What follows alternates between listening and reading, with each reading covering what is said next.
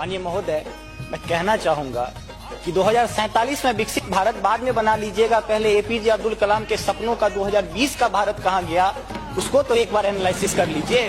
और मैं मानता हूं कि उसके एनालिसिस के पश्चात जो आपके पास जो रिजल्ट आएगा, जो परिणाम आएगा, वो 2047 के विकसित भारत की परिकल्पना को पूर्ण करने में कहीं ना कहीं बेहतर साबित होगा।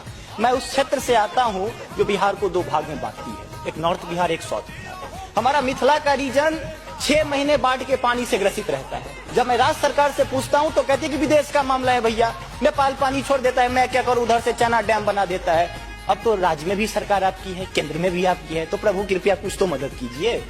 दूसरी बात, कोसी का संसद में कहा दिया गया कि ड्रेस कोड ये होना चाहिए। अरे मैं बाढ़ के उस इलाके से आता हूं जहां आधा धोती पहन के संसद तक आना पड़ता है, न सड़क है न कुछ है, तो कैसे आऊंगा। उसी क्षेत्र का एक नंगा बच्चा हमसे कहता है कि साहब मैं बाढ़ से ग्रसित हूँ, और दक्षिण बिहार का एक बच्चा कहता है कि मैं सुखाड़ से ग्रसित हूँ, मेरे पास पीने के लिए पानी नहीं है।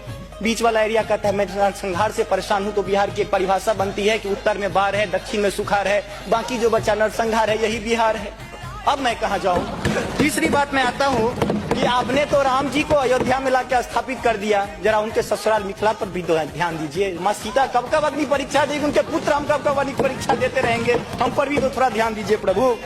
बाढ़ का पानी जब हमारे बिहार से निकलता है तो लगे लगे बंगाल चला जाता है, और जो भी हमारे पास रोजी रोटी रहती है खत्म हो जाती है। तो मेरी पत्नी भी कहती है कि लागल लागल सजन धक्का सलम कलकत्ता चल, कितना आगे चल। आगे आते हैं, और पर्यटन की पर्याप्त संभावना है। एक बार आप कृपा करके देखिए, पर्यटन मंत्री बैठे हुए हैं, अब ताजमहल मुमताज महल की याद में बना, आपने उसको 7वां अजूबा में शामिल कर दिया। अरे हमारे यहाँ गया में दशरथ मांझी छेनी लेके पूरा पहाड़ तोड़ दिए, इससे बड़ी और क्या बात हो सकती है। उसको पर्यटन के लिए रखिए।